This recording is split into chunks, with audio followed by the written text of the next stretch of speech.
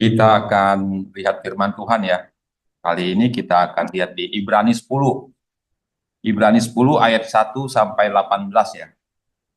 Ibrani 10 ayat 1 sampai 18. Saya bacakan. Berikutnya persembahan yang sempurna ya. Yang sempurna. Kalau ada persembahan sempurna, pasti ada yang tidak sempurna kan? Kenapa harus ada sempurna? Yang sempurna harus datang karena ada yang tidak sempurna sebelumnya kan? Di dalam hukum Taurat hanya terdapat bayangan saja dari keselamatan yang akan datang dan bukan hakikat dari keselamatan itu sendiri. Karena itu dengan korban yang sama yang setiap tahun terus menerus dipersembahkan, hukum Taurat tidak mungkin menyempurnakan mereka yang datang mengambil bagian di dalamnya. Ya, dikatakan hukum Taurat itu hanya bayangan dari keselamatan yang akan datang. Keselamatan kan juru selamat yang akan datang maksudnya ya.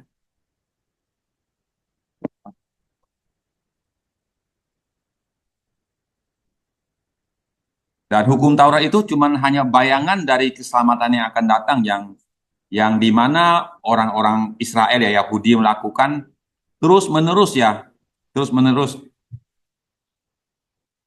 Tiap tahun mereka lakukan itu korban, melakukan ya itu yang melakukan kan imam-imam besar ya, yang melakukan korban untuk mereka dulu bayar dosa mereka, dan setelah itu baru umat umat Tuhan. Ini kan cukup repot saya rasa ya. Itu cuma bayangan tapi tiap tahun harus dilakukan dan disebutkan itu cuma bayangan loh, bayangan dari kesampaian. Nah, itu hukum Taurat. Kita tahu hukum Taurat itu kan hukum yang berikan Tuhan kepada Musa untuk menuntun bangsanya supaya mereka tahu akan dosa-dosa dan hidup berperilaku di mana situ ada semua ya. Luar biasa umat Tuhan ya. Tuhan langsung turunkan hukum loh untuk satu negara Israel ini Yahudi ya. Dan di sini juga bilang ya, hukum Taurat tidak mungkin menyempurnakan mereka yang datang mengambil bagian dalam. Ya, tidak sempurna hukum Taurat itu masih, ya kan melakukan itu manusia loh, tidak bisa sempurna ya. Manusia masih daging ya, tidak bisa mengambil, tidak mungkin menyempurnakan karena tidak sempurna katanya hukum Taurat itu. Ayat 2, sebab jika hal itu mungkin pasti orang tidak mempersembahkan korban lagi sebab mereka yang melakukan ibadah itu tidak sadar lagi akan dosa setelah disucikan sekali untuk selama-lamanya. Ini kan penulis menegaskan ya. Sebab jika hal itu mungkin pasti tidak mempersembahkan korban lagi.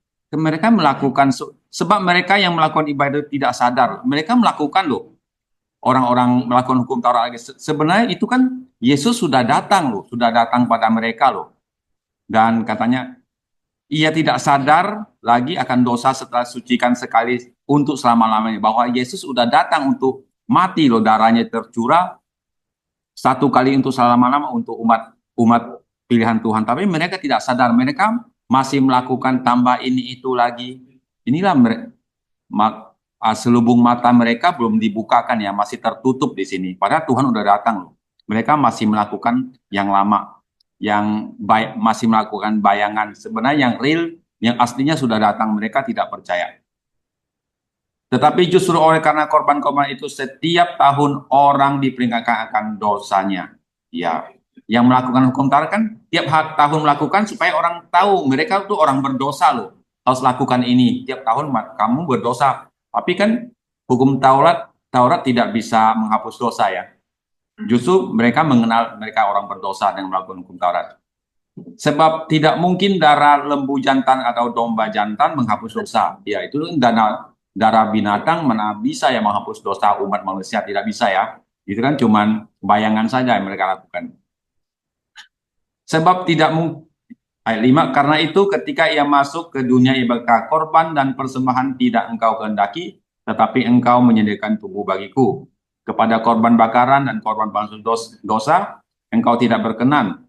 Ya, Tuhan lebih tidak berkenan loh melihat hal demikian lagi yang mereka lakukan kan.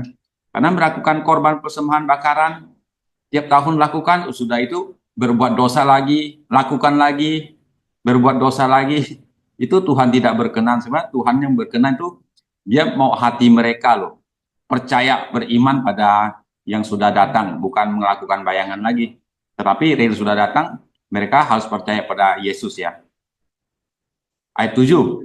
Lalu aku berkata, sungguh aku datang dalam gulungan kitab ada tertulis tentang aku untuk melakukan kehendak-Mu, ya Allahku. Ya ini kan ya menubuat tentang Nabi, tentang Tuhan Yesus ya, yang akan datang dialah yang akan melakukan kehendak Bapa di surga.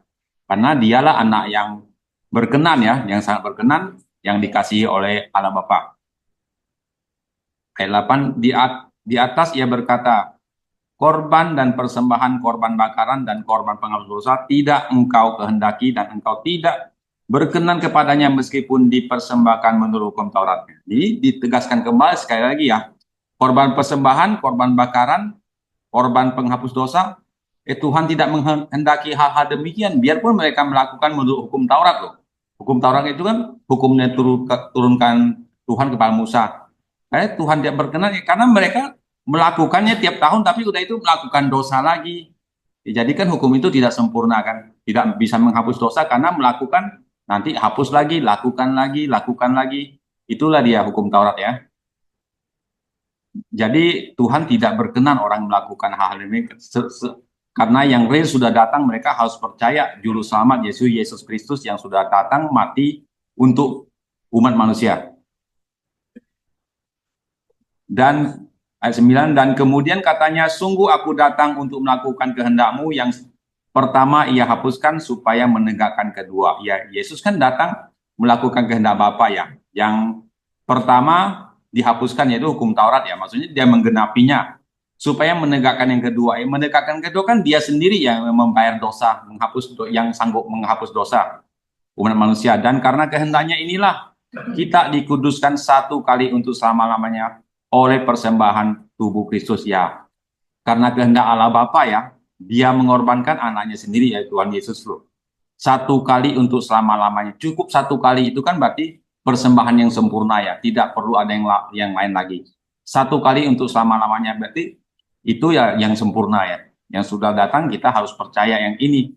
Ini kan penulis menekankan kembali karena banyak sekali orang masih melakukan hukum Taurat. Sedangkan yang real Tuhan Yesus sudah datang, kamu jangan melakukan hal-hal demikian lagi, itu tidak bisa menyelamatkan kamu, tidak bisa menghapus dosa, tetapi kamu harus percaya beriman pada Yesus, baru kamu bisa diselamatkan.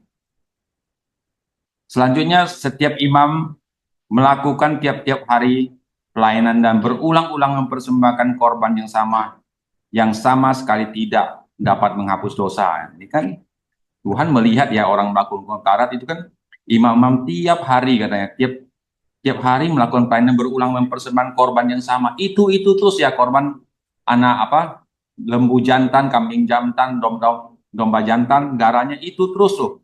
Tapi tidak bisa menghapus dosa. Tapi mereka lakukan sesuai hukum Taurat, mereka lakukan. Itulah yang penulis ingin tekankan bahwa mereka harus beriman pada yang sudah datang. Yang keselamatan yang telah datang itu Yesus harus mereka percaya, bukan melakukan hukum Taurat lagi. Ayat 12, tetapi ia setelah mempersembahkan hanya satu korban saja, karena dosa ia duduk untuk selama-lamanya disembahkan Allah Bapa. Ya, dia cuma mempersembahkan hanya satu korban, berarti dirinya sendiri ya. Setelah dia menderita di dunia ini kan, mati di kayu salib, darahnya tercurah. Setelah itu dia selesai misinya, dia naik kembali ke pangkuan Bapa ya, di sebelah kanan Allah, berarti memerintah bersama Allah di surga ya. Dan sekarang ia hanya menantikan saatnya di mana musuh-musuhnya akan dijadikan tumpuan kakinya. Ya, sekarang Tuhan Yesus di surga bersama Bapa, dia cuma nunggu ya, saya rasa melihat dia nunggu musuh-musuhnya menjadi tumpuan kaki. Gimana Tuhan akan mengalahkan semua musuh-musuhnya menjadi tumpuan kakinya katanya.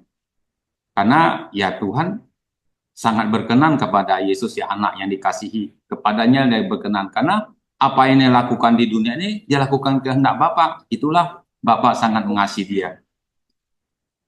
Ayat 14, sebab oleh satu korban saja ia telah menyempurnakan untuk selama-lamanya mereka ia kuduskan ya. Tegaskan kembali ya. Oleh satu korban, yaitu Tuhan Yesus sendiri ya. Dialah korban yang sempurna ya. Untuk selama-lamanya mereka dikuduskan ya. Satu kali untuk selamanya, tidak perlu ada korban lain lagi. Dia sudah membayar lunas ya. Berarti untuk untuk zaman sekarang perjanjian baru tidak perlu ada korban apa lagi. Tuhan sudah membayarnya lunas di atas kayu salib. Dia tuh dengan mengorbankan dirinya sendiri.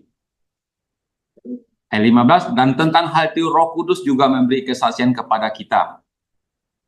Sebab setelah ia berfirman, inilah perjanjian yang akan kuadakan dengan mereka sesudah waktu itu. Ia berfirman pula, aku akan menaruh hukumku di dalam hati mereka dan menuliskannya di dalam akal budi mereka. Dan juga di sini disebutkan bahwa kalau kamu sudah percaya, Roh Kudus yang akan meyakinkan kamu loh tentang Yesus. Itulah persembahan yang sempurna yang sudah datang loh. Kamu jangan melakukan yang di luar itu lagi. Hukum Taurat tidak bisa menyelamatkan. Cuman Tuhan Yesus yang sudah datang yang bisa menyelamatkan. Ya, dengan Roh Kudus kita percaya, kita kan otomatis dimaterialkan oleh Roh Kudus. Roh Kudus yang akan menguatkan kita, memampukan kita, meyakinkan kita bahwa Yesus itulah juru selamat dunia. Dan sebab ia telah berfirman, inilah perjanjian yang akan kuadakan dengan mereka sesudah waktu itu. Ia berfirman, aku akan menaruh hukumku di dalam hati mereka dan menuliskannya dalam akal budi mereka. Yaitu dia berfirman, yaitu dengan perjanjian baru yang dimateraikan oleh darah Tuhan Yesus, yaitu perjanjian dengan Tuhan loh. Yaitu masa sekarang ya, zaman kasih karunia kita, Tuhan menaruh hukum di dalam hati setiap orang percaya, menuliskan dalam akal budi kita. Jadi kita bisa tahu loh ya. Sekarang kita kan bisa punya Alkitab lengkap ya. Kita bisa tahu loh tentang Alkitab dari Kejadian sampai Wahyu. Saya rasa sudah ada semua ya. Tinggal kita mau belajar apa enggak. Saya rasa kalau kita yang sudah percaya, kita mau belajar, Tuhan akan berikan hikmat, bukakan semua rahasia-rahasia dan kita bisa mengerti ya. Ayat 17, dan aku tidak lagi mengingat-ingat dosa dan kesalahan mereka. Yaitu setelah Tuhan Yesus menebus kita kan, ya dia segala dosa kita sudah diampuni, segala kesalahan kita dia sudah tidak ingat-ingat lagi. Inilah persembahan yang sempurna yang Tuhan lakukan, yang tidak dapat dilakukan oleh hukum Taurat ya. Itu beda jauh banget ya. Jadi apabila untuk semuanya itu ada pengampunan, tidak perlu lagi dipersembahkan korban karena dosa. Iya, karena di dalam Tuhan Yesus ada pengampunan dosa. Dia berhak loh mengampuni dosa kita. Kalau udah hukum Taurat kan nggak bisa, cuman bayangan, menghapus tidak bisa loh, cuman bayangan. Tapi kan Tuhan Yesus bisa loh mengampuni. Dia berhak berkuasa mengampuni. Kalau sudah ada yang sempurna, kenapa kita masih mau mempersembahkan korban karena dosa yang melakukan hukum Taurat? Ya, jadi penulis ingin menegaskan loh, hukum Taurat sudah, maksudnya yang lama sudah berlalu, yang baru sudah datang. Kamu siapkan hati kamu, Tuhan sudah mati untuk kamu. Kamu percaya bahwa itulah yang sempurna, itulah dia yang harus kita percaya, yang imanin. Dan itu juru selamat sudah datang. Dan kesimpulannya mungkin ya saya dapat di sini ya, mungkin ya kesimpulannya kan hukum Taurat tidak bisa menyelamatkan. Dia hanya bayang-bayangan yang akan datang, dan yang keselamatan yang akan datang, dan keselamatan itu sudah datang, yaitu Yesus Kristus ya. Kita percaya, tidak repot-repot lagi tiap tahun mengorbankan lembu, domba untuk membayar dosa dan pelanggaran. Tapi yang real sudah datang, Tuhan Yesus sendiri. Kita percaya, beriman kepadanya. Kita percaya akan kematian dan kebangkitannya, dan kita diselamatkan. Kita beriman kepada dia. Ya mungkin itu aja ya, saya rasa. Amin ya. Ya, shalom saudari. Ya, puji Tuhan yang masih memberi kita waktu dan kesempatan sampai hari ini untuk berkumpul. Saya rindu mengajak saudara-saudari untuk melanjutkan pokok bahasan kita di dalam surat Timotius sekarang yang kedua. Surat Timotius yang kedua di pasal 1. Ya. Di dalam surat Timotius yang kedua ini diyakini bahwa ini surat yang terakhir dari semua surat yang Rasul Paulus tulis ya di dalam Alkitab. Oleh sebab itu, sepertinya di dalam surat terakhir ini, seperti dia katakan di akhir bahwa kematiannya sudah dekat ya. Tetapi Rasul Paulus yang merasa khawatir tentang Timotius yang muda itu, dia berusaha menuliskan surat, walaupun ini surat terakhir, tapi bagi Rasul Paulus ini sangatlah penting untuk diketahui oleh Timotius, terutama keadaan Rasul Paulus dan juga bagaimana di dalam hal dia berdiri teguh di dalam Tuhan. Karena kalau kita baca di sini, Timotius sudah dikenal Rasul Paulus dan Rasul Paulus pun sebaliknya mengenal Timotius. Hubungan mereka bahkan sangat dekat.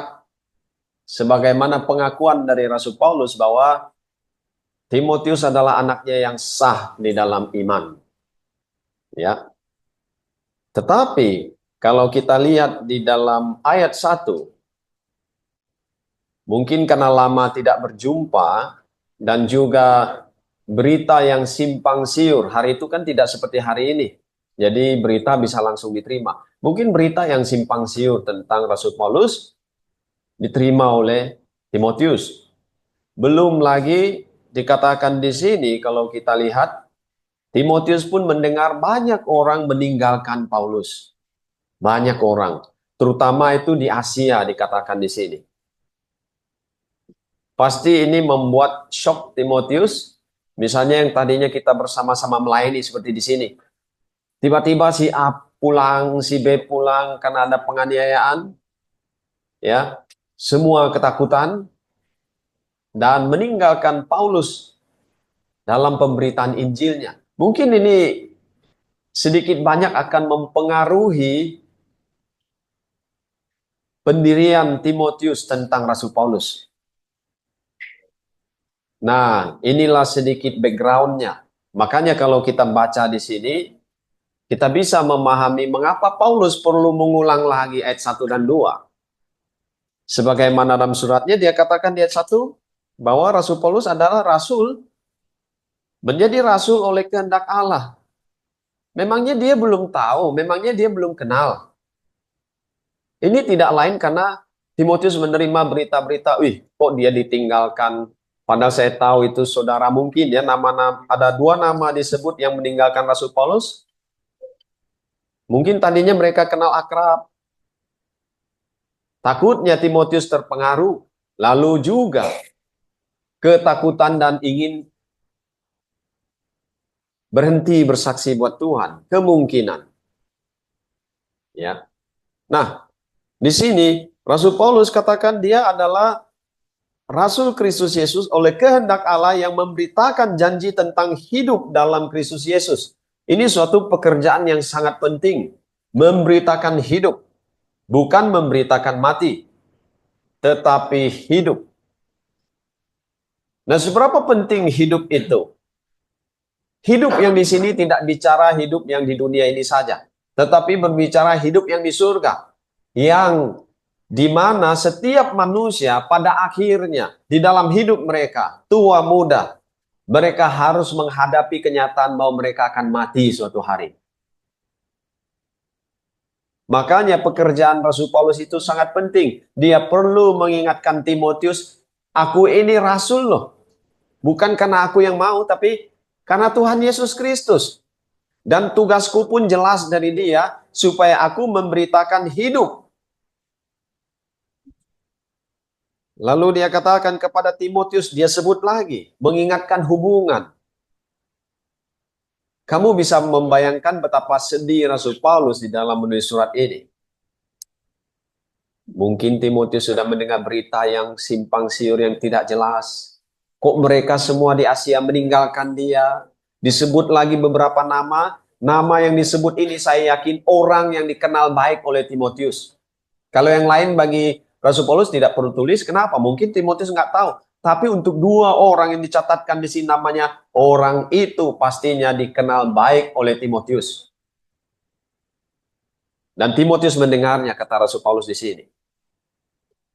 Dia katakan kan di sini kalau kita lihat sejenak di dalam ayat 15, engkau tahu bahwa semua mereka yang di daerah Asia kecil berpaling daripadaku, termasuk ini dua orang ini pasti orang yang dikenal Timotius. Ya, disebutkan Figelus dan Hermogenes. Ya, dia tahu tentang mereka. Rasul Paulus katakan engkau tahu. Artinya, dia sudah mendengarnya.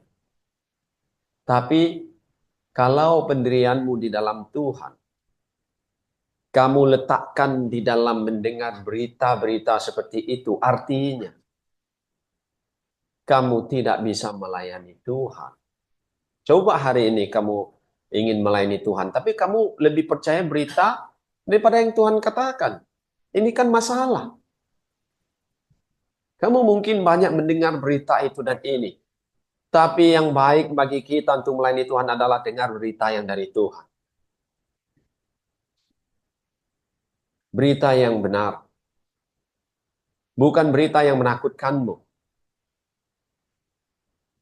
Kemudian Rasul Paulus di dalam kelanjutannya dia katakan, aku mengucap syukur kepada Allah yang kulayani dengan hati nurani yang murni. Rasul Paulus perlu menegaskan pada Timotius, aku belum berubah loh. Dari hari pertama aku dipanggil Tuhan sampai hari ini pun aku akan mati, aku tahu. Aku belum berubah. Masih dengan hati nurani yang murni. Artinya, banyak pun penderitaan yang aku alami karena nama Tuhan. Karena berita hidup itu, aku banyak mengalami penderitaan, kamu pun tahu. Tapi aku belum berubah sedikit pun dari statement, dari hati nurani yang murni. Aku belum pernah punya keinginan yang lain selain ingin memuliakan Tuhan. Masih murni hati nuraniku. Itu yang penting. Menjaganya sampai akhir. Ini contoh yang baik untuk kita. Hidup itu kadang naik, kadang turun, saudari. Tapi kalau saja kamu tidak bisa memelihara hati nurani yang murni, sebetulnya itu sangat disayangkan. Artinya hati nurani yang murni. Aku masih punya tujuan yang sama dalam ikut Tuhan Yesus. Aku belum punya iming-iming yang lain selain ingin Tuhan Yesus senang. Selain yang lain itu diselamatkan. Belum. Aku belum punya atensi untuk kepentinganku. Ya, karena punya keinginan itu dan ini. Belum. Masih tetap sama. Dari hari pertama kamu kenal aku sampai hari ini, aku masih orang yang sama, pendirian yang sama untuk memberitakan tentang hidup di dalam Tuhan Yesus. Belum tercemar. Sungguh pun banyak penderitaan yang dialami belum merubah haluan hidup saya. Bahkan saya akan terus berdiri sampai mati. Itu maksudnya. Kenapa dia perlu kasih tahu Timotius masih hati nurani yang murni? Seperti saya katakan tadi, kemungkinan berita simpang siur tentang Rasul Paulus itu terus disebarkan. Tapi bagi yang lain mungkin Rasul Paulus tidak merasa terlalu penting lah. Timotius sebagai anak yang dia kasihi, sah di dalam iman. Kamu perlu tahu Timotius. Mungkin kamu dengar itu dan ini tentang aku. Tetapi aku pastikan aku masih hidup dengan hati nurani yang murni. Karena tidak mudah. Jangankan hidup dalam penganiayaan seperti Rasul Paulus menjaga hati nurani yang murni. Hari ini, kesusahan yang timbul bisa buat orang berubah setia loh. Berubah cara pandang. Itu bukan hal yang aneh. Ya, karena memang Alkitab mengatakan manusia seperti rumput. Selama dia berdiri di dalam firman Tuhan, dia akan kokoh.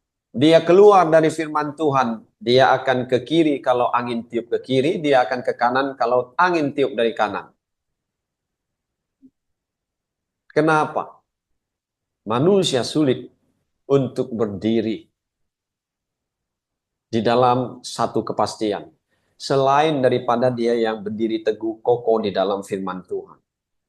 Kenapa Rasul Paulus tetap bisa berdiri? Kenapa dia tidak pergi sembunyi ketika ada penganiayaan? Karena bagi dia mati adalah untung. Kalau masih hidup, saya mau hidup untuk Kristus. Dia jelas dengan statementnya. Coba kalau kita punya statement yang sama. Apakah hidup saya bergantung usaha pekerjaan, keluarga? atau kesehatan? Kalau seperti itu jadinya, kemungkinan iman saya tidak kuat untuk diuji. Kenapa? Saya hanya akan bersuka cita bersyukur kalau sehat-sehat saja. Kalau lancar-lancar saja. Ada kesusahan timbul. Aku mulai berpikir lain di dalam hidupku. Bahaya. Rasul Paulus memberitahu Timotius, seperti halnya yang terjadi padaku, demikian juga untukmu, Timotius. Dia dulu memberi contoh, baru dia bisa menasihati Timotius. Makanya kalau kita lihat terus, setelah dia bicara, hati nurani yang murni, seperti yang dilakukan nenek moyangku. Oke? Kemudian dia katakan, dan selalu aku mengingat engkau dalam permohonan doa, ya pastinya permohonan ini, baik siang maupun malam. Artinya apa? Apapun yang menimpa aku tidak terlalu masalah, Timotius. Bagi aku lebih penting keadaanmu. Ini kan secara tidak langsung begitu. Aku di dalam penjara loh, Timotius. Memanglah bukan karena salahku. Hanya karena aku berdiri teguh di dalam Tuhan, demikian hidupku. Tapi aku sangat khawatir tentangmu. Makanya dia mengingatkan Timotius lagi tentang dasar imannya. Ini bukan hal yang Timotius tidak ketahui. Artinya apa? Ketika ada masalah di dalam hidupmu, kamu harus kembali kepada titik mengapa kamu percaya Tuhan Yesus. Siapa Tuhan Yesus itu? Kamu harus selalu kembali pada titik itu. Kalau tidak, imanmu akan goyah. Ingat baik-baik saudari. Kesusahan itu tidak hanya untuk Timotius dan Rasul Paulus. Untuk kita hari ini juga. Pastinya, kalau kamu mau hidup mengikut Tuhan Yesus, pasti datang dalam hidupmu. Tapi kalau kamu mau hidup mengikuti dunia ini, mungkin tidak terlalu sulit. Orang Kristen kenapa sih hidupnya jadi sulit, kamu tahu? Dia tidak hidup menjadi sulit itu karena dia mengikut dunia ini. Mengikut dunia ini tidak sulit. Kalau kamu memilih mengikut Tuhan Yesus, disitulah kesulitan akan banyak timbul. Kamu tidak akan bebas seperti orang dunia. Bagi yang sekolah, pas hari libur, hari Minggu, kamu harus ke gereja. Kan begitu. Yang lain mungkin, udah aku nanti-nanti hari libur. Pas libur masa harus ke gereja. Orang dunia, apapun yang ada padanya, dia pakai semaunya, sepuasnya, menurut yang dia mau. Orang Kristen tidak. Mungkin dia punya, tapi dia selalu memikirkan, ini bukan sepenuhnya punya saya. Aku akan pakai dengan sungguh-sungguh dan sebaik mungkin untuk Tuhan. Kalau untuk saya, sesuai dengan kasih karunia Tuhan saja. Kemudian di sini, diingatkan Timotius, apabila aku terkenang akan air matamu. Mungkin perjalanan bersama Rasul Paulus dan melayani di awalnya, sebelum masuk dalam penjara. Ataupun sesudahnya. Timotius mungkin sering menangis. Bagaimana tidak? Kenapa hidup jadi sulit? Padahal Tuhan yang punya langit dan bumi ini. Contoh ya, contoh. Kamu bisa bayangkan nggak? Katanya Tuhan yang punya langit dan bumi ini. Kenapa kita dimusuhi dari satu tempat ke tempat lain? Saat itu Tuhan di mana? Kenapa kita dilempari batu, dibenci orang-orang Yahudi? Yang pada dasarnya Tuhan asalnya dari kaum bangsa Yahudi. Kenapa? Yang lain tidak percaya Tuhan Yesus, tidak melayani Tuhan Yesus, makan sepuasnya, tidur sebebasnya, pakai pakaian semaunya. Kenapa kita seperti ini? Dikejar-kejar, makan tidak menentu. Bagaimana nggak nangis Timotius? Lihat kawan yang lain mungkin, kalau kamu punya teman sekelas atau apa, kok hidup mereka. Aku nggak lihat kesusahan timbul. Kalau kita kenapa begini? Bisa jadi. Itu tergantung di mana kamu letakkan kamu punya mindset, kamu perspektif suatu hal. Bagi orang Kristen, sangat berbeda. Harapan tinggal saya bukan di dunia ini, di surga. Yang di dunia sementara ini, keadaan saya nggak terlalu penting. Tapi bagaimana keadaan setelah meninggal itu bagi saya sangat penting. Saya pun berusaha mau kalau bisa dapatkan hadiah yang Tuhan janjikan. Kalau hadiah yang di dunia ini berlalu, berlalu. Tapi hadiah yang Tuhan berikan tidak berlalu. Tidak tahu keadaan kita nanti di surga itu ketika diberi mahkota itu. Bagaimana keadaan kita kurang paham lah. Tapi Tuhan pasti di dalam janjinya dibilang akan ada mahkota. Kalau kamu punya mindset ditaruh di sana. Dengan bangganya kamu mau melakukan yang Tuhan suruh. Kamu bukan seperti orang yang kerja tanpa mengetahui sesuatu di dalam Tuhan, bukan. Kamu tahu pasti. Upahmu itu pasti, kata Tuhan. Dan di sini, Rasul Paulus berusaha membangkitkan semangat dari Timotius yang kemungkinan sudah menjadi ketakutan. Apalagi kalau mendengar berita Rasul Paulus, kayaknya udah di stage yang terakhir loh. Itu dia segera akan dieksekusi. Lalu saya bagaimana? Mungkin begitu. Kalau dia sudah meninggal, aduh habislah saya. Mungkin begitu. Jadi dia bilang, sebab aku teringat akan imanmu yang tulus ikhlas, Timotius, yang tulus ikhlas. Yaitu iman yang pertama-tama hidup di dalam nenekmu Lois. Mungkin awalnya Timotius sejak kecil ya. Dia bisa melihat betapa salehnya neneknya hidup dalam Tuhan. Kemudian ibunya. Ya, dia bisa melihatnya. Bapaknya itu orang Yunani, mungkin tidak punya background seperti itu. Harus dimengerti. Tidak disebut bapaknya kan? Kenapa? Ini orang tuanya yang dari pihak perempuan itu orang Yahudi. Jadi ada contoh iman. Kalau dari bapaknya tidak ada karena bangsa lain. Lihat ibumu, nenekmu. Sampai tua mereka beriman pada Tuhan. Artinya apa? Juga untuk kita hari ini. Yang menjadi nenek, kasih contoh yang baik buat cucumu. Beritahu mereka tentang Tuhan Yesus. Yang menjadi ibu, tolong anak-anakmu. Buatlah belajar Alkitab di dalam rumahmu. Seminggu ya paling tidak 1 kali lah kalau kita sulit untuk tiap hari. Hari Sabtu misalnya kan. Kamu kan tidak sekolah. Ya. Lalu orang tua berusaha membuatnya. Jadi menggantikan jamnya. Kalau sekolah mungkin dari pagi sampai sore. Kalau belajar Alkitab paling lama 1 jam. Ya habis ya. Ini 1 jam. Terus orang tua yang bijak, ini hari spesial. Anak-anak mau belajar Alkitab. Kasih mereka makanan yang spesial juga lah. Biar mereka pun merasa, ini bukan cuma belajar Alkitab yang spesial. Kita akan makan yang spesial. Membangkitkan semangat mereka. Membangun kebiasaan yang baik dalam hidup. Supaya apa? Ada kesempatan bagi anak-anak kita mengingat hari seperti itu. Waktu saya kecil saya ingat loh. Apa pesan nenek saya tentang Tuhan Yesus?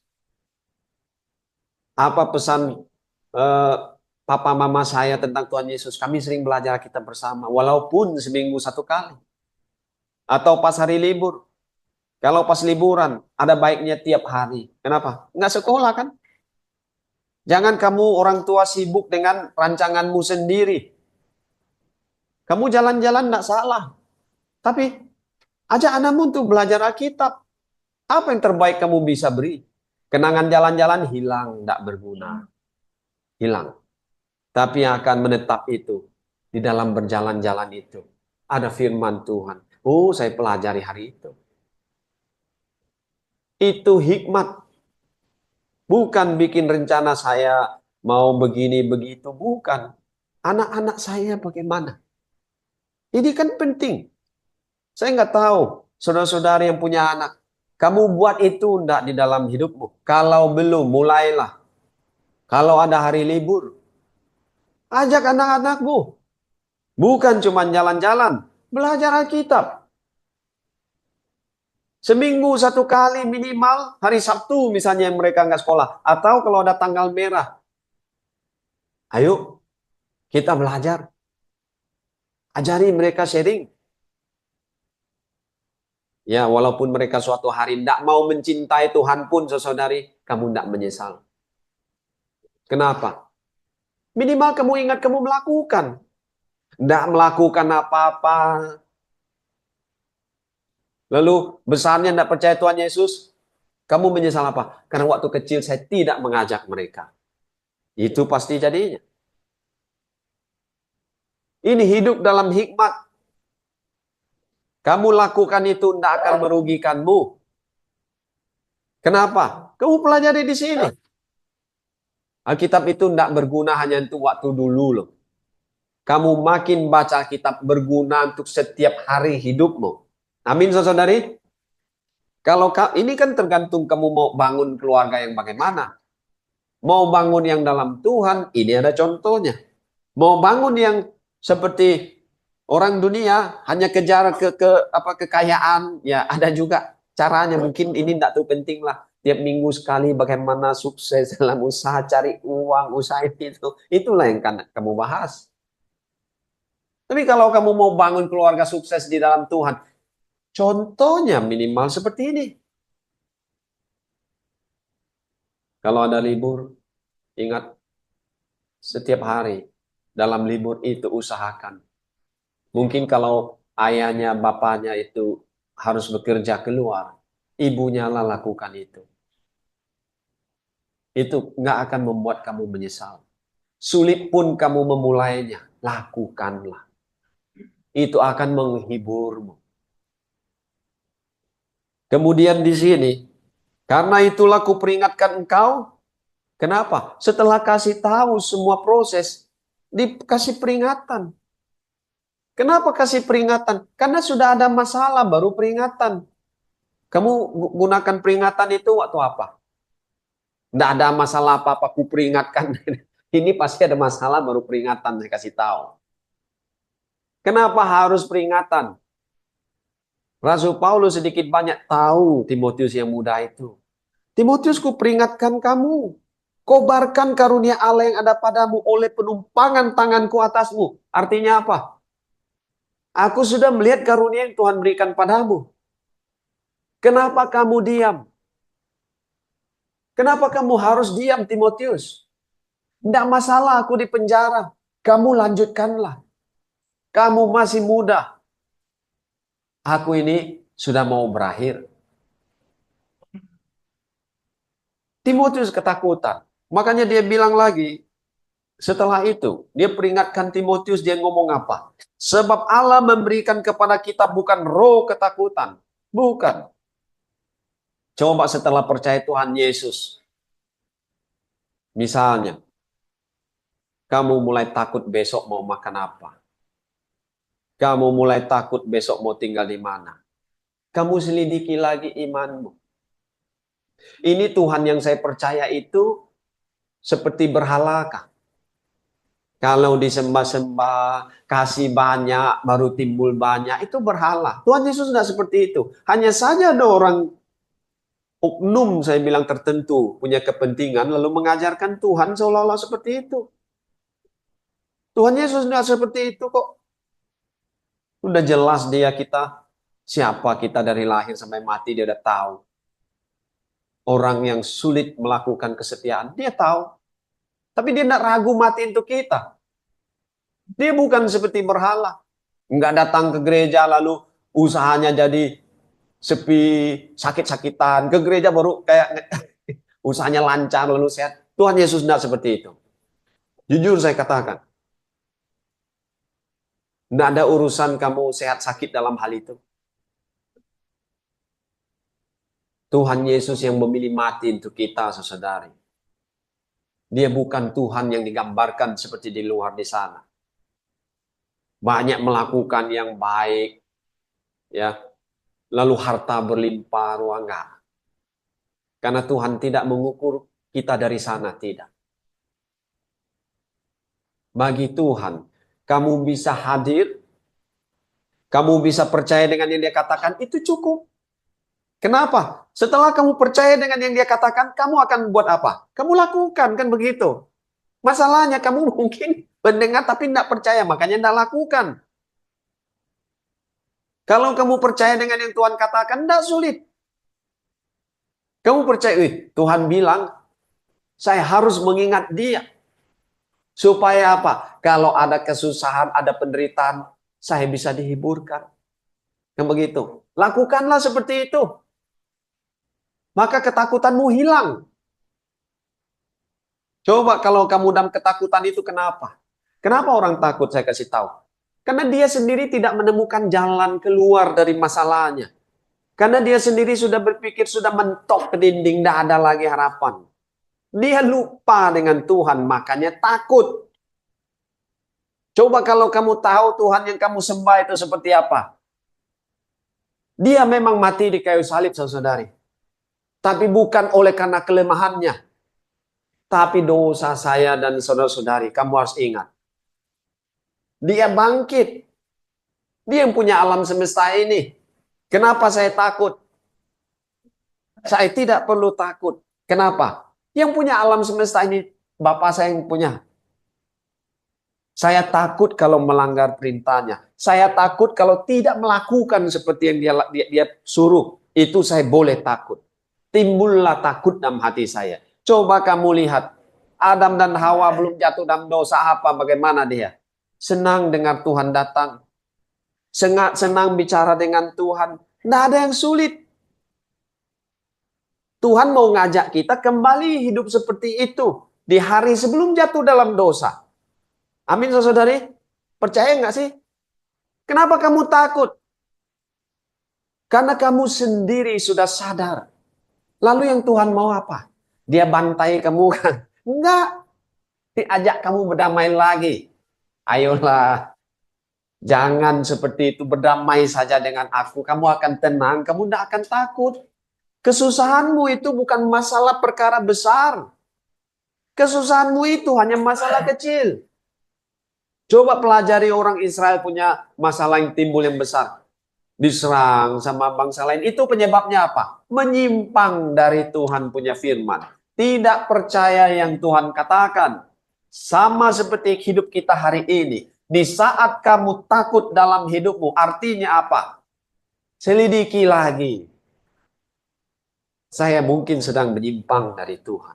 Sehingga takutlah aku. Aku tidak percaya dengan perkataannya. Takutlah aku, patutlah aku menjadi takut kalau seperti itu. Tapi kalau saya percaya dengan perkataannya, saya tidak meragukan yang dia sebutkan itu. Apa yang saya buat? Saya lakukanlah seperti itu. Tidak takut saya. Berani kok saya. Saudari, saya tahu juga bagaimana rasanya kalau punya usaha misalnya sepi. Tapi dalam pengalaman hidup saya, jujur ya, ini bicaranya. Mau dia musim apapun di dalam dagangan saya, Tuhan itu selalu nomor satu. Kenapa seperti itu? Karena saya tahu segala keberhasilan itu hanya karena Tuhan. Kerja keras saya tidak akan menolong saya. Tapi Tuhanlah yang akan menolong saya. Jadi kamu lebih percaya yang mana? Andai saja kamu percaya dengan yang Tuhan katakan dalam firman-Nya, kamu pasti berbuat seperti yang Dia katakan. Kenapa? Itulah bukti kamu tidak akan takut. Tapi kalau kamu takut, lain lagi. Maklum Tuhan, hari ini saya tidak bisa. Maklum Tuhan, saya tidak bisa. Itulah jadinya. Makin takut, takut, dan takut. Akhirnya apa? Jatuh dia. Orang di dalam Tuhan, saudari. Kamu punya rahasia hidup itu satu. Setelah kamu percaya dengan keselamatan yang kamu miliki dalam Tuhan, hiduplah seperti yang Dia mau kamu hidup. Artinya apa? Kembali seperti di Taman Eden. Nggak takut saya ketemu Tuhan. Saya nggak takut bicara sama Dia. Hati saya selalu apa? Bahkan merindukan untuk ngomong sama dia. Lalu apa yang akan buat kamu takut? Tidak ada. Kesusahan, Alkitab bilang apa? Di dalam Roma, dia katakan seperti ini. Tidak ada yang bisa memisahkan kita dari kasih Kristus. Di dalam Roma pasal 8, coba lihat. Tidak ada. Alkitab sudah tulis dengan jelas dan tidak pernah salah. Alkitab nggak pernah salah. Mungkin aku yang salah dalam memahaminya. Alkitab pasal 8 seperti itu kata firman Tuhan. Ayat 38 dan 39. Sebab aku yakin bahwa baik maut. Maut itu kenapa disebut di awal? Karena itu yang paling mengerikan. Tidak ada duit sebenarnya nggak terlalu menakutkan. Kalau mau mati itulah yang menakutkan. Coba deh kamu nggak percaya. Siapa gitu. Nah, duit saya tinggal 100.000, enggak terlalu menakutkan paling ya oke. Tapi kalau misalnya mau mati misalnya gitu kan, udah enggak bisa nafas, itu benar-benar menakutkan.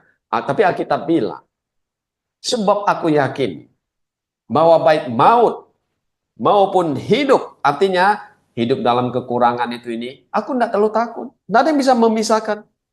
Ya, baik malaikat maupun pemerintah, baik yang ada sekarang maupun yang akan datang, atau kuasa, baik yang di atas maupun yang di bawah, ataupun sesuatu makhluk tidak akan dapat memisahkan kita dari kasih Allah yang ada dalam Kristus Yesus Tuhan kita.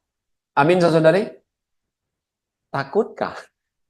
Saya bilang, kalau kamu takut, kamu coba uji lagi dirimu. Jangan-jangan kamu lebih percaya diri daripada percaya Tuhan. Orang yang percaya diri sering ketakutan. Orang yang percaya Tuhan tidak ketakutan. Nah, ketika kamu percaya diri, sekarang sih iya aku percaya diri, lancar. Sekali ada masalah aku mulai ragu dengan diriku. Di dalam Tuhan lancar, ada Tuhan yang menolong jadi lancar. Ada sedikit tidak lancar, Tuhan izinkan untuk mendidik saya supaya belajar lagi darinya. Itu yang baik. Dan di sini Timotius dikasih peringatan seperti itu supaya membangkitkan ya kekuatan atau kuasa kasih dan hidup yang disiplin. Ketertiban itu kan hidup dalam disiplin. Artinya apa? Kesusahan timbul. Misalnya sekarang ini saya mungkin mengalami ekonomi yang susah. Tapi janganlah sampai meninggalkan Tuhan. Mungkin sedang sakit pun, jangan saya gunakan sakit itu untuk menyalahi Tuhan. Kan begitu. Saya tetap optimis di dalam Tuhan Yesus. Kenapa saya bisa tetap optimis? Rasul Paulus bahkan mau dipenggal pun sudah dengar beritanya. Tetap optimis di dalam Tuhan. Makanya dia bilang, aku yakin kok kepada siapa aku percaya. Kalau kamu tidak optimis dengan Tuhan, apalah hidup kita nih. Kita harus selalu optimis di dalam Tuhan. Itu iman.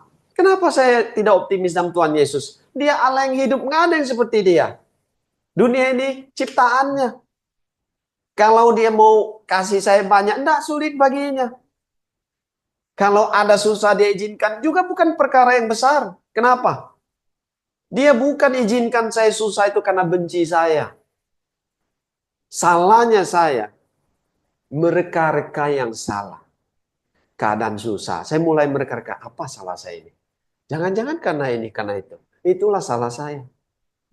Di dalam Tuhan kita optimis mereka yang baik. Artinya apa? Susah pun timbul. Aku tetap mereka yang baik. Tuhan mau uji saya. Mungkin iblis sedang ngomong sama dia.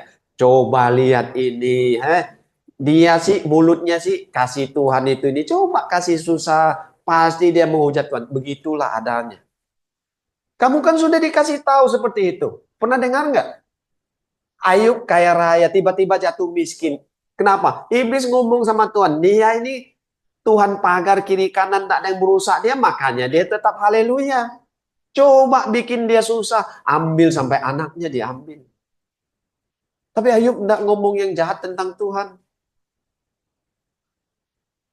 Jadi kesusahan timbul pun dalam hidup kita. Janganlah mereka-reka yang jahat. Jangan. Justru, apa yang kamu buat? semakin aku berserah sama Tuhan. Karena memang berat. Aku harus bersandar sama Tuhan. Karena memang itulah yang diajarkan. Daripada 1000 tenaga. Kalau dalam bahasa Tiongkok itu kan, lebih baik nasib yang baik, dia bilang. Tapi orang Kristen enggak. Daripada 1000 tenaga, lebih baik satu iman dalam Tuhan. Dibanding 1000 tenaga. Tenaga saya mungkin enggak sampai 1000. Tapi iman saya dalam Tuhan itulah.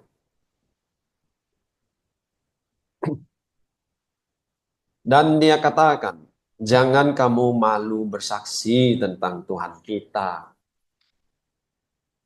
Karena bersaksi tentang Tuhan itu bukan kasih tahu orang kaya kamu berapa. Ingat baik-baik, kita bukan orang seperti itu. Maju ke depan, kemarin aku susah payah. Hari ini aku punya rumah udah sekian.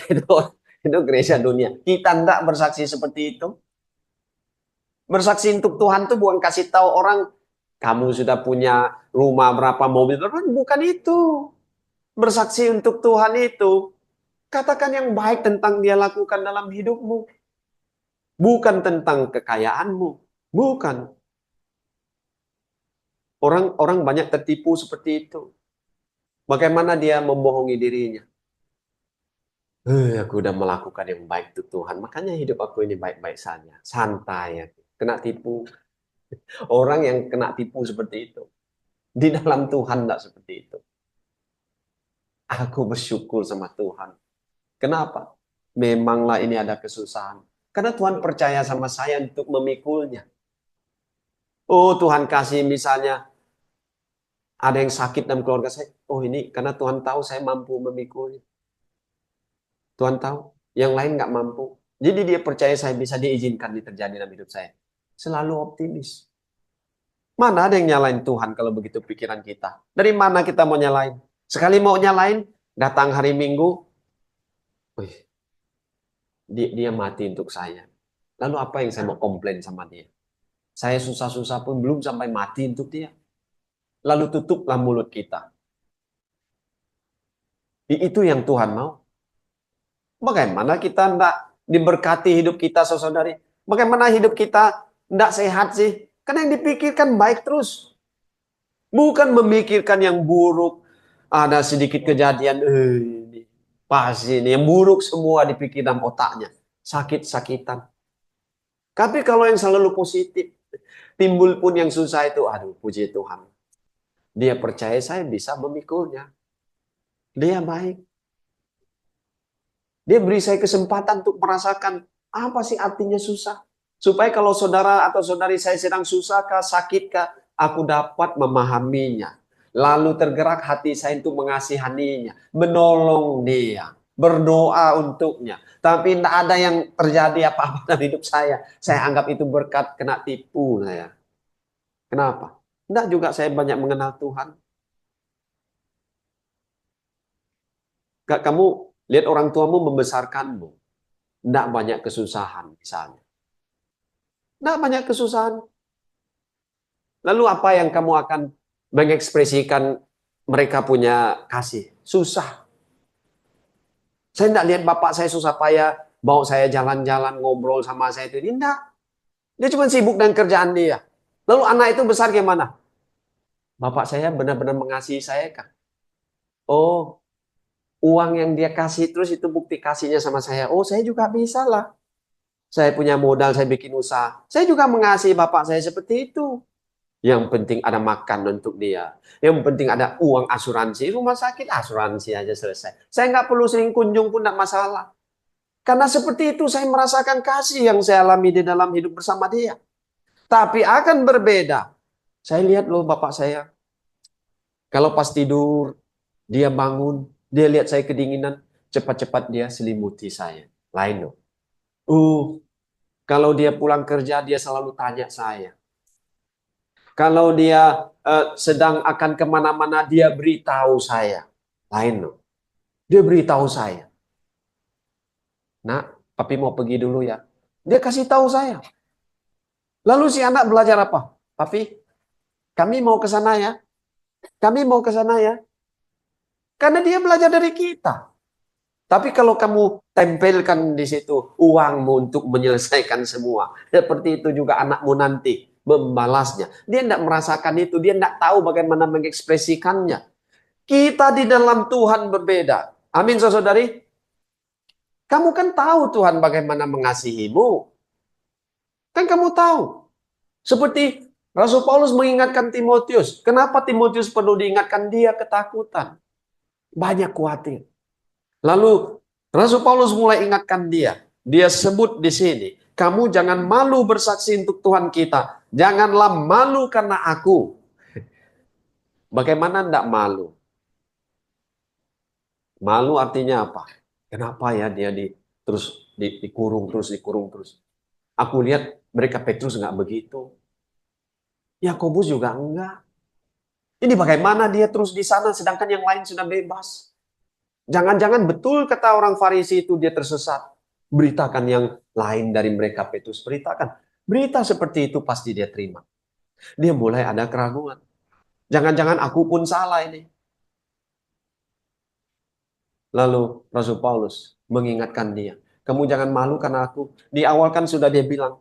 Aku dipercayakan untuk memberitakan hidup dalam Tuhan Yesus. Hidup yang Tuhan Yesus berikan. Lalu di sini dia bilang. Aku seorang hukuman karena dia.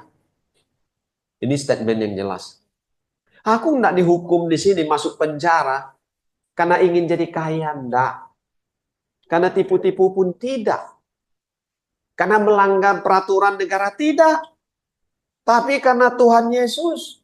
Lalu hari ini kamu timbul susah karena mau ikut Tuhan.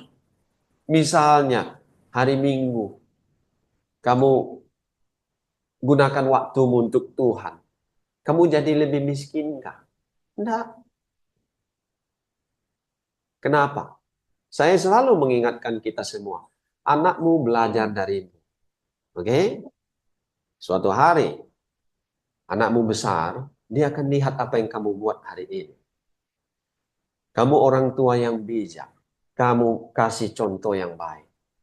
Makanya yang jadi bapak, kalau kamu mau kemana itu ini, kasih tahu anakmu. Supaya apa? Jangan mereka mencari-cari. Mami di mana? Papi di mana? Kasih tahu. Lalu waktu dia besar, dia mau pergi kemana? Dia pun akan belajar kasih tahu kamu. Kamu boleh tidak percaya. Kamu selidiki. Dia lihat susahmu membesarkannya. Papi harus bekerja. Maaf ya. Tidak punya banyak waktu bersamamu. Untuk menyekolahkanmu. Menolongmu. Dia kan belajar dari situ. Lalu apa? Dia mulai menghargai orang tuanya waktu sudah tumbuh dewasa. Yang lebih baik dari itu. Karena dia sudah mengenal kasih Kristus. Tadinya mungkin ada kepahitan sama orang tuanya. Kadang-kadang kan gampang sekali ya anak timbul kepahitan sama orang tua itu gampang. Karena dia kenal Tuhan Yesus. Dia buang semua pikiran yang negatif tentang orang tuanya. Dia mau mulai memikirkan apa yang baik untuk mereka. Itu yang baik. Dia bahagia hidupnya. Bahagia. Kenapa? Tidak ada beban. Kamu tahu kenapa orang gampang marah? Karena ada sesuatu yang tersimpan di dalam hatinya. Yang belum dia selesaikan. Makanya itu sedikit aja masalah. Boom gitu. Dia selalu simpan di hati. Dan dia buang kosong-kosong. Ya, semuanya tentang kasih Tuhan. Mana mudah marah? Mana gampang sakit hati? Coba kamu pikir. Tidak mudah tersinggung. Baik-baik saja. Karena di hatinya apa? Bersih. Tapi simpan-simpan masalah. Di sini, Timotius ketakutan. Rasul Paulus ngajak dia ingat kembali. Kamu ingat loh, dialah yang menyelamatkan kita dan memanggil kita dengan panggilan kudus. Bukan karena kamu lebih hebat, Timotius. Bukan karena kamu lebih hebat dari yang lain. Tapi memang Tuhan mengasihi kita. Bahkan disebut apa di sini? Kalau kamu baca sampai ke bawahnya. Dalam Kristus Yesus sebelum permulaan zaman. Artinya apa? Ini dunia belum dibuat. Kamu harus merenungkan itu ya, sesekali. Ternyata Tuhan mengasihi saya bahkan sebelum dunia dibuat loh. Bukan sebelum saya bahkan lahir. Sebelum dunia ini ada. Tuhan sudah merancang mengasihi saya. Coba kamu pikir seperti itu. Itu memang di luar pemahamanmu. Tapi itulah Tuhan kita. Makanya dia tidak ragu mati untuk kita. Walaupun dia tahu kamu ragu berkorban untuk dia. Walaupun dia tahu kamu ragu bahkan untuk mengakui dia. Di depan umum. Di tengah orang-orang tidak percaya. Dia tahu. Dia tahu depan kamu bilang A, terus di belakang kamu bilang B, dia tahu. Kenapa dia tahu? Karena sebelum dunia ada, dia udah kenal kamu. Kan sulit kan untuk dipahami? Tuhan mengenal kita itu bukan waktu lahir. Kamu kalau dengar tentang Mazmur Daud, masih di dalam kandungan ibuku, dia merajut aku. Tulang-tulangku dia pasang, seperti itu loh. Coba kamu pelajari. Artinya apa? Sebelum saya ada. Sebelum saya berbentuk, dia sudah mengasihi saya. Tapi dia tetap memilih apa? Mau mati untuk saya. Dia suruh Timotius ingat supaya Timotius jangan takut. Supaya Timotius itu berani untuk Tuhan yang seperti itu. Siapa yang lebih besar dari dia? Sebelum dia emang sudah ada yang lain? Tidak ada. Dia yang duluan. Alfa dan Omega. Kenapa saya harus takut? Saya tidak harus hidup dalam ketakutan. Saya akan hidup di dalam beriman. Saya beriman tentang hari ini. Saya beriman tentang besok. Saya belum lihat 10 tahun kemudian hidup saya seperti apa. Tapi saya beriman dalam Tuhan Yesus. Saya yakin saya aman walaupun 10 tahun kemudian. Dalam hidup saya. Kalau Tuhan kasih saya 10 tahun lagi hidup. 10 tahun saya untuk Tuhan. Itu harusnya hidup kita. Bukan kasih 10 tahun lagi. Aku hebat nih, masih sehat kuat. Kalau enggak karena Tuhan selesai. Nggak ada yang kuat di dunia ini. Enggak karena Tuhan kita selesai. Ada orang ya, memang kuatlah dia olahraga. Saya sering lihat. Jago dia apapun. Mati tiba-tiba. Kenapa? Jantungnya berhenti. Bukan dia nggak olahraga. Itu bukan jaminan. Olahraga itu penting ya. Baik, nggak ada salah. Tapi kalau diutamakan itulah celakanya kita. Lewat juga kita. Jangan sampai ini kayak gini ya. Ini olahraga nih. Jangan melewati Tuhan. Harus selalu di belakang Tuhan, oke? Apapun itu, usaha. Jangan melewati Tuhan. Tuhan pun dilewati. Ini tidak ada jaminan. Ya, kau ya. Jangan melewati Tuhan. Kita ini kadang-kadang melewati Tuhan. Kita tidak masalah dengan waktu. Jam 4, jam 5 sikat. Ke gereja kita masalah. Artinya apa? Olahraga saya sudah melewati Tuhan. Tuhan tertinggal oleh olahraga saya. Sering begitu orang. Kalau soal usaha pekerjaan, dilaluinya Tuhan. Cobalah belajar kita nempel aja di belakang Tuhan. Jangan melewati dia. Ini kayak naik sepeda. Selama Tuhan di depan saya aman lah. Kalau saya sudah melewati Tuhan, ini tidak ada jaminan. Kemudian di sini kita lihat dia bilang sekarang dinyatakan oleh kedatangan juru selamat kita Yesus Kristus. Ya, yang mematahkan kuasa maut dan mendatangkan hidup yang tidak dapat binasa. Untuk Injil inilah aku telah ditetapkan sebagai pemberita, rasul dan guru. Supaya diketahui Timotius jangan sampai lupa. Timotius, aku melayani Tuhan seperti ini loh. Tapi akhirnya banyak orang meninggalkan aku. Dianggap penjahat. Tapi tidak masalah. Kenapa dia bilang? Itulah sebabnya aku menderita semuanya. Tetapi aku tidak malu. Alasannya apa? Aku percaya sama Tuhan. Karena aku tahu kepada siapa aku percaya dan aku yakin dia berkuasa memelihara apa yang dia percayakannya kepadaku hingga pada hari Tuhan. Itulah rahasianya. Kenapa kamu tidak malu disebut pengikut Kristus? Seorang pelayan Tuhan, kamu kenapa tidak malu? Karena saya tahu kepada siapa saya percaya. Kalau orang tidak melihat hidup saya sebagai orang Kristen, saya malu. Harusnya begitu. Orang melihat saya hidup sebagai orang Kristen, puji Tuhan. Tapi kalau dia lihat saya nggak seperti orang Kristen, itulah saya malu. Harus malu. Itu yang benar. Saudara-saudari, kemudian ya mirisnya ya, saya bilang lagi, Rasul Paulus kasih tahu Timotius yang memang sudah dia dengar. Rasul Paulus itu bukan bohong-bohong itu supaya Timotius ini enggak. Dia ngomong terus terang, Timotius aku tahu loh, ya. Tapi aku kan pesan kamu pelihara harta yang indah yang dipercayakan oleh Tuhan padamu. Kamu pun tahu bahwa mereka meninggalkan aku, saya tahu kamu tahu. Tapi untuk kamu ketahui, tetap ada orang yang setia. Ini kan menghiburkan. Onesiphorus pasti Timotius kenal. Dua nama yang pergi, tapi ada satu orang yang setia. Timotius, kamu ingatlah. Mungkin Onesiphorus, ya mungkin biasa-biasa saja di mata Timotius mungkin. Tapi kesetiaannya membuat dia apa? Luar biasa. Dia sebut satu nama di sini cukup untuk menghibur Timotius. Sehingga apa? Memang banyak yang meninggalkan aku. Cukup satu orang itu. Rasul Paulus nggak sebut banyak loh. Satu. Tuhan kiranya mengaruniakan rahmat-Nya kepada keluarga Onesiphorus yang telah berulang-ulang menyegarkan hatiku. Ia tidak malu menjumpai aku di dalam penjara. Ketika di Roma, ia berusaha mencari aku dan sudah juga menemui aku. Kiranya Tuhan menunjukkan rahmat-Nya kepadanya pada harinya. Betapa banyaknya pelayanan yang ia lakukan di Efesus. Engkau lebih mengetahuinya daripada aku. Artinya apa?